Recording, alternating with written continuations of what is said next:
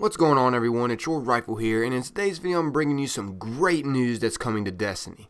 I'm a little late on the news, just a few days, just because of my under the weather situation. It's not normally like me to be late on news either, but I'm feeling better now and my strength's back, so here we go. There will be updates coming to us for Crota's End raid, Vault of Glass raid, and the Crucible and Iron Banner. This will all be hitting on January 13th.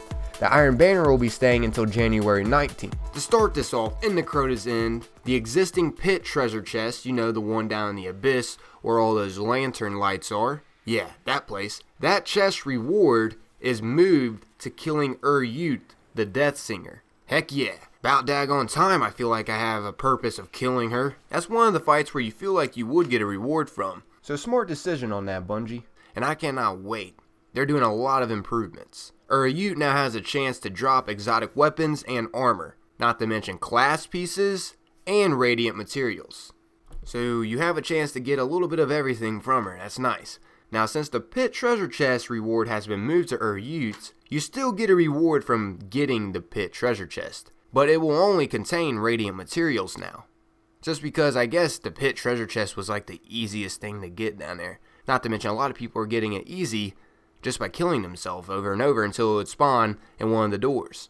Also down in the pit, they removed the physics of the exploding lanterns. You can no longer go soaring in the air when this update hits. Which I thought that shortcut was nice. I thought it was a very strategic way to go through the pit. I'm not sure why they removed it, but hey, it did make the raid seem a lot more shorter if you take that way. After the pit, there will be a bridge encounter. Players will now be required to cross the bridge in order to complete the bridge encounter. Now it is a requirement, and also it will be a requirement to wait for the bridge to be completed in order to even cross with the sword. I'm guessing now they put some kind of barrier over there where you can't get over there with the sword, because a lot of people were flying over there with the sword, and not to mention a lot of people are cheesing it by hanging out in the back room of the bridge encounterment. It will allow no enemies to spawn. They will all just disappear, and the sword bearer will be there, and you would just focus on the ogres on the other side, and it just made that area easy. And I kind of see what Bungie's doing here. They're trying to patch everything for the raid so we get the full experience of the hard raid. And I'm not going to lie, they're taking care of it quite nicely. Also at the Death Singer encounterment, they fixed a rare case where the Shriekers would not spawn, preventing players from reaching the Death Singer. So hey, that's just some more good news.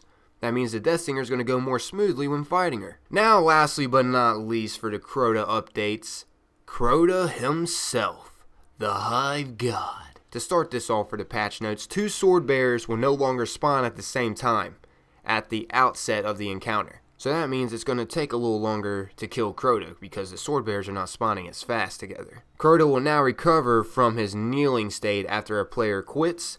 A lot of people are saying, how are they going to fix that? They can't fix that. They're not going to be able to fix that.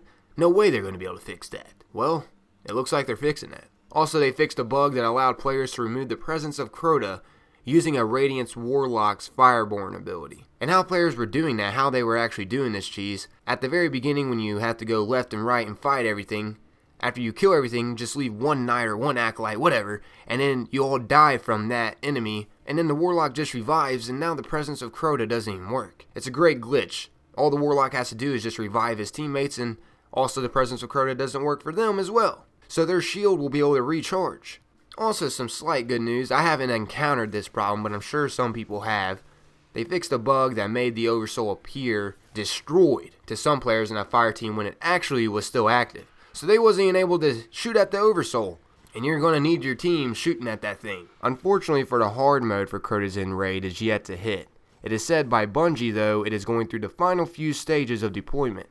It's almost ready. Also said by Bungie, which had me wondering a lot, we are not going to spoil any hard mode surprises here. You will need to learn a new trick or two, but given by your past performances, we are pretty sure plenty of you will find a way to come out on top and earn some shiny new trophies to take with you on your next adventure. So I'm not exactly positive on what Bungie is saying by we'll need to learn a new trick or two. We're going to be having to switch it up a bit, it seems like, and I'm not sure what we're going to be switching up. The date is still unknown on when this is exactly going to hit, though.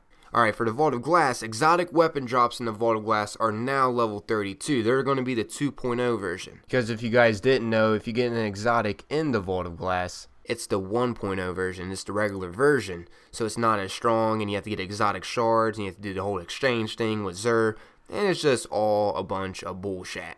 So they switched that up, and now exotic finds will be 2.0 versions. Actual treasure, looking forward to. Alright, now for the Crucible updates. Asylum, the Anomaly, and the Burning Shrine maps will be added to existing Clash and Control playlist rotation.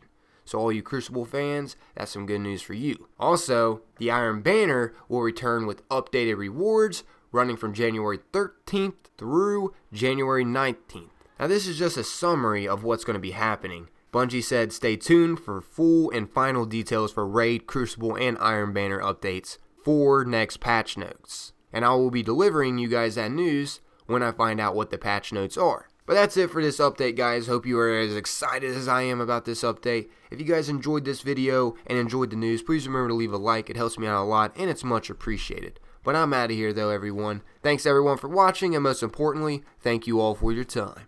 Peace. And I'll tell you guys what, this is the honest truth. When you find that passion, life has more of a meaning. I didn't have a lot of firsts, and a lot of people don't have a lot of firsts when they're first starting.